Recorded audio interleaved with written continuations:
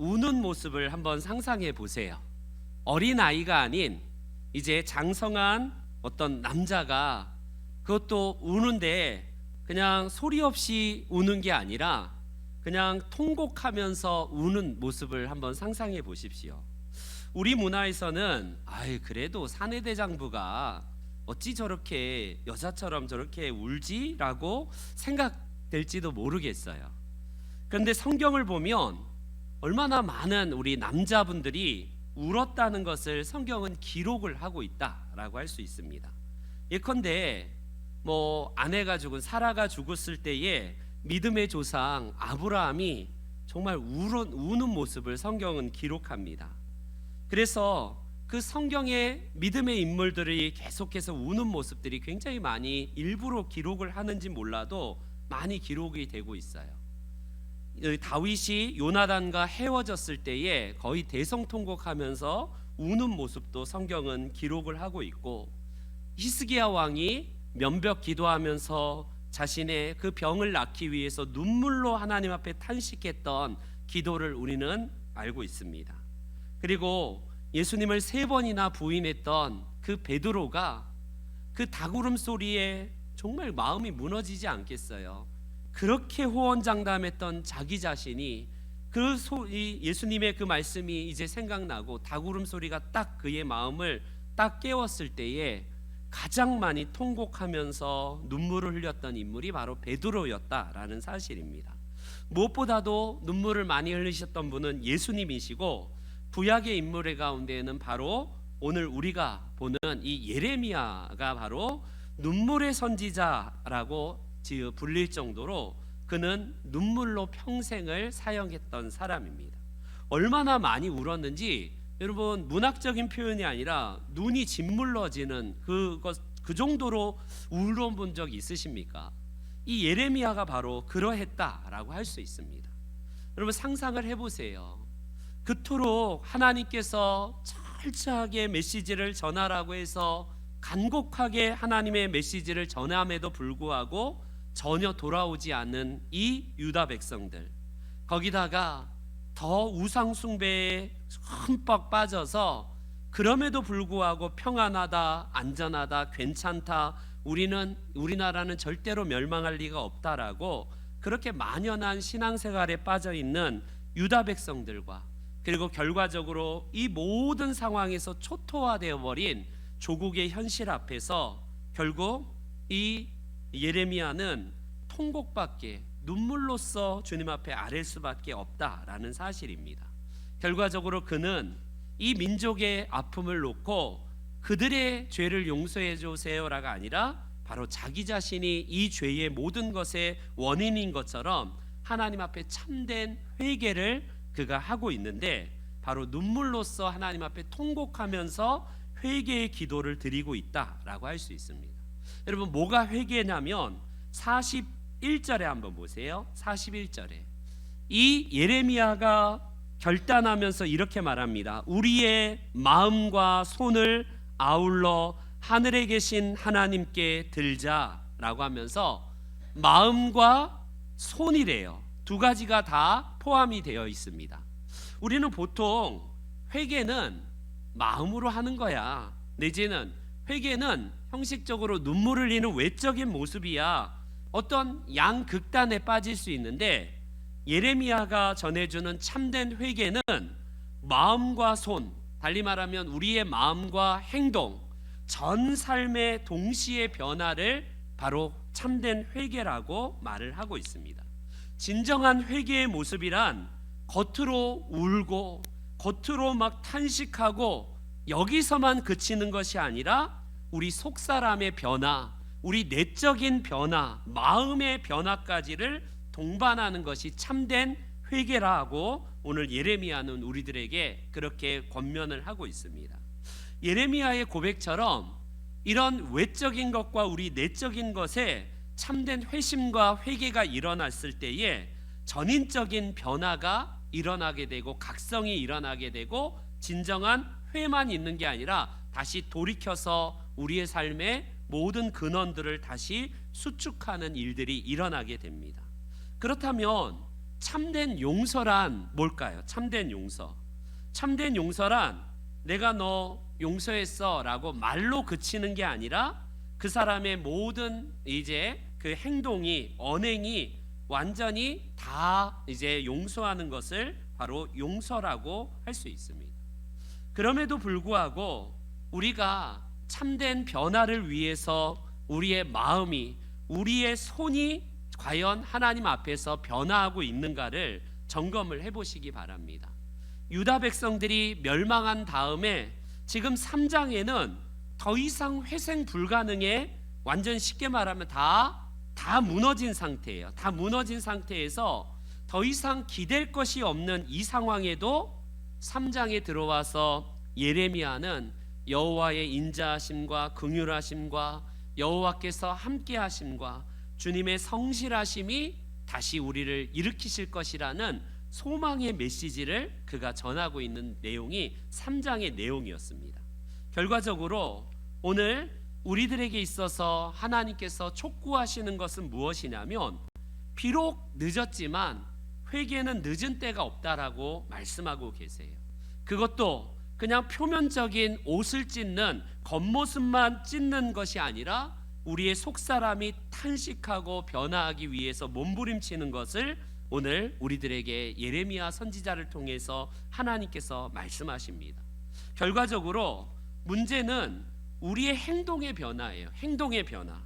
참된 회개는 마음과 손이 동시에 드는 것이다라고 오늘 본문은 말씀하신 것처럼 입술에 발린 고백, 그냥 눈물로 끝나는 것이 아니라 그 눈물만큼 회개의 방향으로 내 삶의 행동이 변하고 있는가, 요거를 점검하라라고 말씀을 하고 계십니다. 그럴 때에 오늘 가장 효과적인 하나님 앞에서의 우리의 외적인 회개의 형식인 뭘까요? 형식은 바로 하나님 앞에서 통곡하고 눈물 흘리는 것이다 라고 할 수 있습니다. 한번 48절에 한번 보세요. 예레미야는 이렇게 말을 해요. 이 48절, 딸 내 백성의 파멸로 말미암아 내 눈에는 눈물이 시내처럼 흐르도다. 눈물이 흐르는데 그치지 않고 시냇물처럼 흐른다. 그리고 49절에 내 눈에 흐르는 눈물이 그치지 아니하고 쉬지 않는다라는 이 말을 합니다. 여러분, 예레미야가 얼마나 눈물을 많이 흘렸던지 시내처럼 흘른다라고 말씀하고 있고요. 결과적으로 그치지 아니하고 계속해서 하나님 앞에 통곡의 기도로 나아갔다라는 사실이에요. 하나님은 하나님의 백성의 눈물의 기도를 보십니다. 하나님께서 보시는 것은 그 눈물을 흘리실 때에 하나님도 긍휼의 마음으로 그 백성들의 탄식의 눈물을 기억하시는 분이 우리 하나님이세요. 여러분, 부모가 한번 보세요. 아이들이 정말 막 부모에게 죄스러운 마음을 가질 때에 최후로 할 수 있는 게 뭐예요? 우는 것밖에 없습니다. 우는 거. 그럴 때에 그 행동에는 어떤 논리가 심어져 있냐면, 내가 잘못했어요 진짜, 근데 눈물로 엄마에게 아빠에게 말합니다 라고 하는 그 무언의 행동이 바로 눈물로 표현되는 거예요.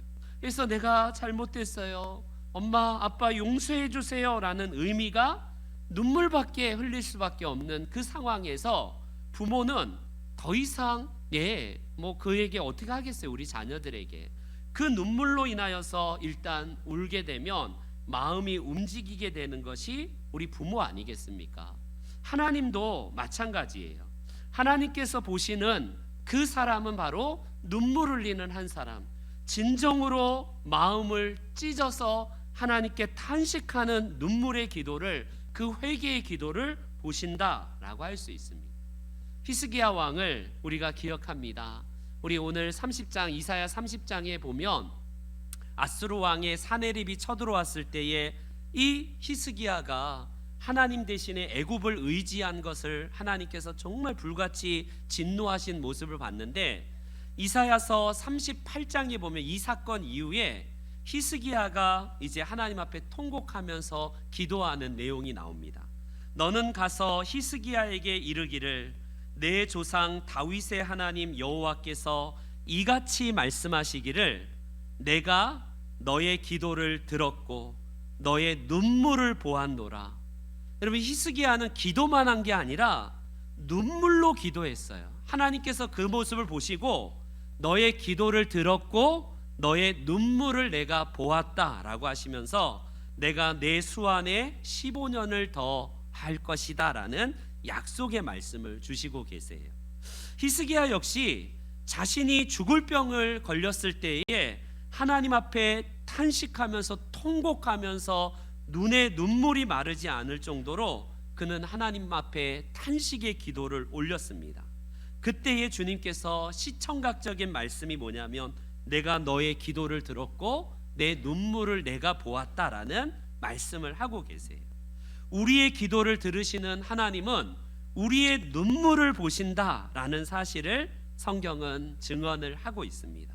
그렇다면 우리가 기도할 때에 사람들에게 내 감정을 드러내기보다 하나님 앞에서는요, 우리 있는 그 모습 그대로 나오는 게 최고 중요해요. 백성들아 시시때때로 그를 의지하라 라고 하면서요, 하나님 앞에서 많이 기도하는데 많이 울면서 기도하는 것이 정말 중요한 사실이다 라고 할 수 있습니다. 그럴 때에 하나님께서 오늘 본문에 거짓 눈물, 악어의 눈물로 속으시는 분이 아니세요. 우리가 기도할 때 그냥 찔끔 눈물 흘리고 하나님 아시죠? 그게 아니라 탄식하고 몸부림치면서 도무지 내 힘으로 어쩔 수 없을 때에 우리가 눈물이 나오지 않습니까? 내가 하나님 도무지 할 수 없습니다라고 두 손 두 발 다 들고 천부여 의지없어서라고 주님 앞에 나올 때에 그 하나님께서 긍휼을 베풀어 주시는 분이 우리 하나님이십니다. 그런데 웬일인지 하나님께서 쉽게 이 눈물의 기도에도 전혀 움직이지 아니하는 그런 모습을 보여주고 계세요. 한번 이 예레미야가 그토록 기도했음에도 불구하고 왜 이렇게 회복이 더딜까? 하나님께서 왜 응답이 더딜까? 그 이유가 50절에 나옵니다. 50절. 우리 한번 50절 말씀 다 같이 한번 읽어볼까요? 시작.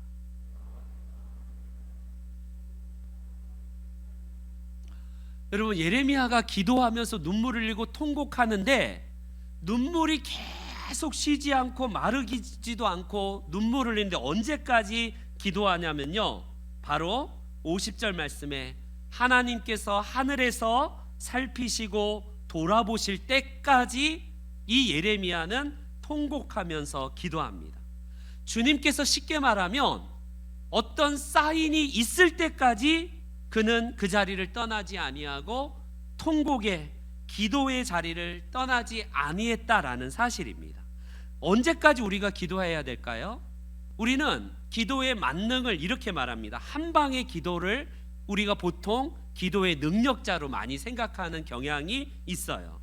우리가 엘리야의 불의 기도, 하나님 앞에 기도했더니 하늘에서 불이 떨어지는 기도, 다니엘의 기도, 에스더의 기도, 그런 기도에서 단 한 번의 기도로 뭔가가 이렇게 이루어지는 그런 것이 기도라고 많이 생각을 합니다. 그런데 성경에는 더 많은 경우에 진득하게 하나님께서 응답하실 때까지 우리가 계속 기도하는 이 기도가 바로 진정한 기도의 의미라는 사실을 성경은 말씀합니다. 언제까지 기도해야 될까요? 하나님께서 우리를 살피시고 그 마음을 돌이키셔서 우리를 돌아보실 때까지 우리는 기도하면서 기다리는 거예요. 문이 열릴 때까지 계속 두드리는 겁니다. 구하라, 찾으라, 두드리라. 언제까지 구하냐면요, 찾을 때까지요. 계속 구하고 찾을 때까지 찾는 것이고, 문이 열릴 때까지 계속해서 기도의 자리에서 떠나지 아니하고 하나님께 구하는 것이 중요하다라는 사실입니다. 성경에 누가복음에 보면 11장에 어떤 사람이 친구 집에 밤늦게 찾아가서 떡 3덩이만 친구여 좀 빌려달라, 좀 내가 사정하면서 청을 합니다. 밤늦게 왜 이렇게 늦게 와서 이거 떡을 달라고 하니까 나 지금 밤도 늦었고 나 잠자리에 누웠으니까 더 이상 떡 줄 수 없어. 그냥 내일 아침에 오던지 왜 이렇게 귀찮게 해. 내일 와 라고 하는데도 계속 이 친구가 사정을 얘기하면서 빌려달라라고 했을 때에 결과적으로 빌려줄 수밖에 없는데, 이 친구는 마지못해서 친구됨을 인해서 주지만 하나님은 어떠시냐면요, 이렇게 말씀합니다. 내가 너희에게 말하노니 비록 벗됨으로 인하여서는 일어나서 주지 아니할지라도 그 간청함을 인하여 일어나 그 요구대로 주리라. 받아들이지 않을 법한 그런 일인데도 매달려서 하나님 앞에 간청하면요, 결과적으로 그 간청 때문에 일어나서 그 요구대로 주는 분이 우리 세상의 사람들일지 모르지만 하나님은 그것에 더하시는 분이다 라고 할 수 있습니다. 우리가 예레미야가 바로 이런 정신으로 그는 탄식하면서 기도했어요. 눈물이 마르지 않고 계속 시내처럼 줄줄줄줄 흐르면서 계속해서 통곡하면서 기도하기를 바로 주님께서 돌아보시고 그의 마음을 여실 때까지 바로 예레미야가 간절한 기도를 했다라는 사실입니다. 이런 면에서 예레미야 3장은 굉장히 우울한 것처럼 보여요. 굉장히 답답한 시대적 상황 때문에 우리의 마음마저 굉장히 우울해집니다.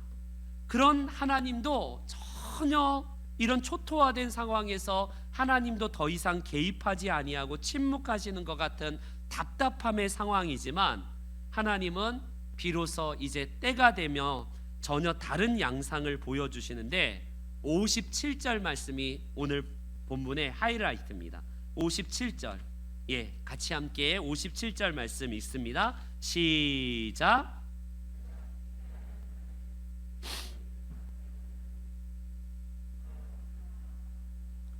여러분, 이 기간이 어느 정도인지 모르지만 예레미야가 계속해서 부르짖고 통곡하면서 탄식하면서 회개했을 때에 하나님의 때에 결국 응답하시면서 주님께서 이르시고 사인을 주시고 약속의 말씀을 주시고 계시다라는 사실입니다. 그러니까 기도는 모름지기 응답이 될 때까지 기도하는 거예요. 이게 바로 기도의 정신입니다. 이전까지의 상황은 기도해도 응답이 되지 않은 것처럼 비춰져서 굉장히 상당히 비관적이지만, 예레미야가 기도로 계속 아랠 때에 그는 깊은 심중의 구덩이에서 탄식하면서 우는 것 같은 환경이지만 56절에 보니까 주께서 이미 이렇게 구덩이 속에서 깊은 구덩이에 갇혀서 주의 이름을 부르고 있지만 이미 우리 하나님께서는 나의 음성을 들으시고 계신 분입니다.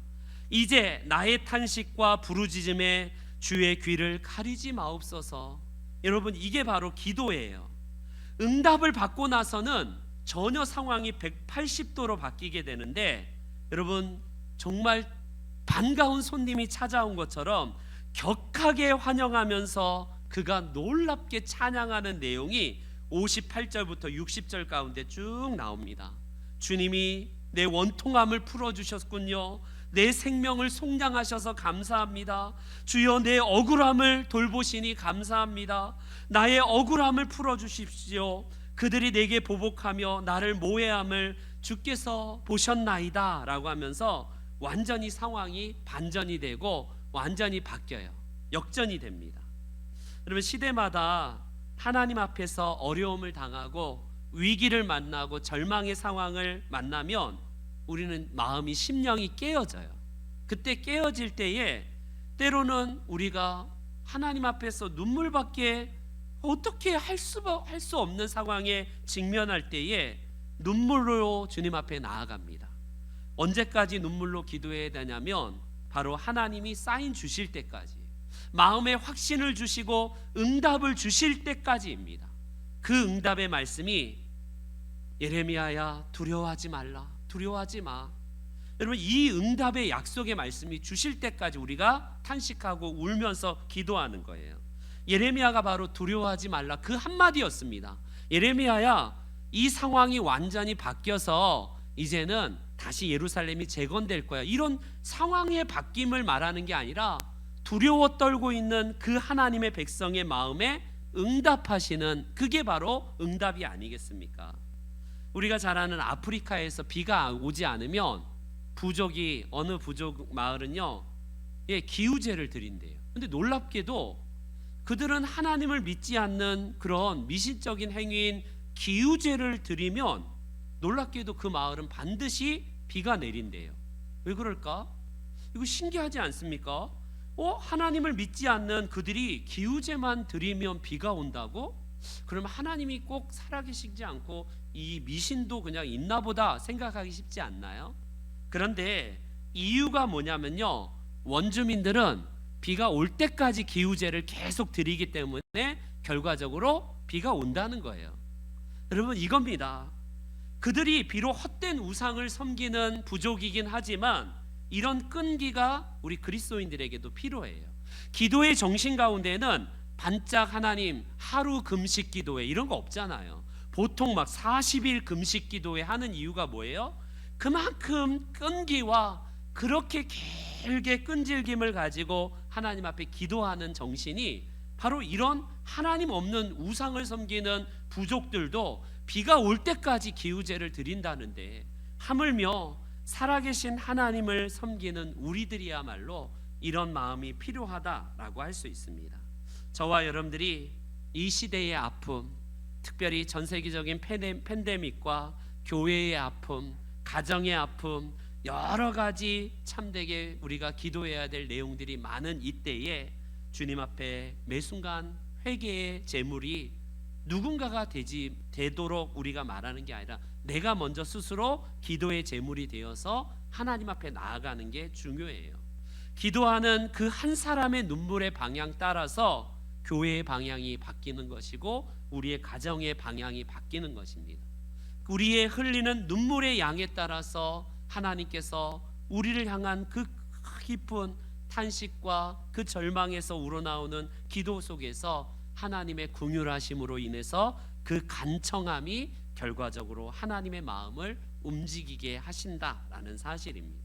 물론 우리가 무릎 꿇기 전에, 기도하기 전에 뭐가 필요하고 뭐가 있어야 될지 하나님은 아시지만 우리의 비로소 눈물 흘리고 탄식하는 그 모습을 보시고 주님은 두려워하지 말라라고 우리들에게 사인을 주시고 약속의 말씀을 주시고 회복과 평안의 약속의 말씀을 주시는 분이 우리 하나님이십니다. 저와 여러분들이 이제 이런 상황 속에서도 우리 교회와 국가와 가정과 사회를 놓고 구원을 얻는 진정한 회복을 맛보기 위해서 오늘부터 주님 앞에 거룩한 지성소로 나아가시는 모든 기도자들이 되시기를 주의 이름으로 축원합니다. 아멘.